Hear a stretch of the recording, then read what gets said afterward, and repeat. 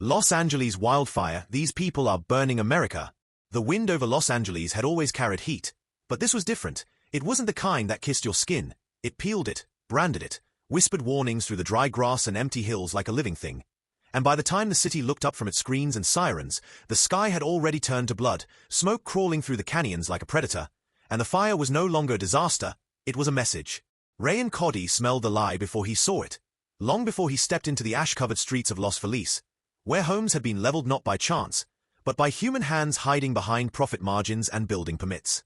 As a journalist who'd once chased war criminals through the alleys of Mosul, he recognized the signs. When people don't want you to look, that's exactly where the truth is buried. The official story was clean: an unexpected heat wave, a fallen transformer, dry underbrush, and a freak wind.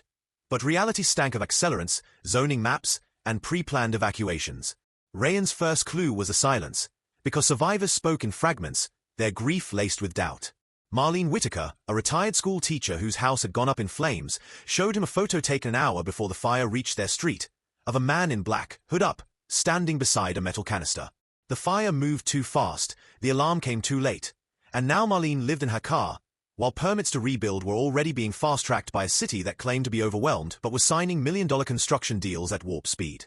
Ryan didn't believe in coincidences. Not when over 30 parcels of land destroyed in the fire had been purchased in secret just weeks before by a real estate syndicate linked to Max and Roth, the billionaire developer whose name never appeared directly on the paperwork but hovered behind it like a watermark. When Ryan tried to ask Roth for comment, he received nothing but silence, until a note was slipped under his motel door that night. Drop it. Or burn like the rest. That's when Ryan knew he was onto something bigger, something engineered. Digging deeper, Ryan found a woman named Layla Corbin, a former city zoning analyst turned whistleblower, who met him in a church basement under flickering lights and handed him a flash drive. They knew. The evacuation plans were altered before the fire even started. They rerouted first responders. They stalled water deployment to protect certain properties. They signed away our people to make space for theirs, she said. On that drive was proof, internal memos, heat maps marked with red excess days before the fire, predictive overlays that eerily matched the actual burn path, and a confidential contract titled Project Phoenix signed by Roth's legal firm and a state contractor. The natural reset of underperforming zones would be incentivized with redevelopment tax breaks and green energy grants under California's post-disaster recovery initiative, meaning every flame had a financial forecast. But what chilled Ryan more was a second file.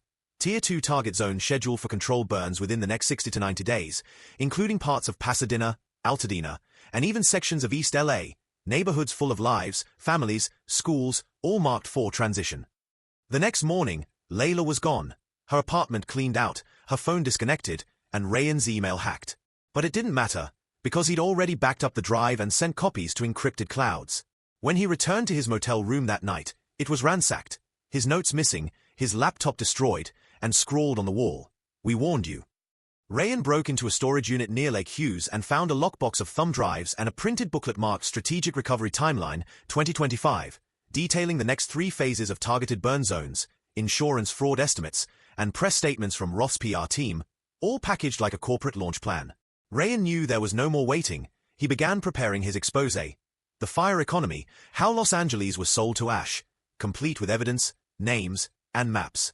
But before it could be published, his server was hit with a denial-of-service attack, and his editor at the Times received a legal threat citing national security.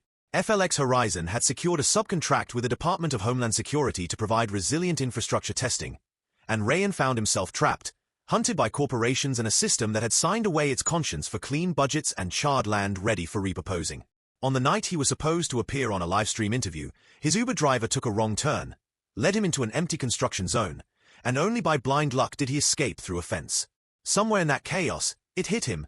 This wasn't just about Los Angeles, it was a template, a scalable model, and soon other cities would burn too, under new names: wildfire, flood, blackout, earthquake, but all leading to the same outcome: clearance for the privileged, silence for the poor, profit from ashes.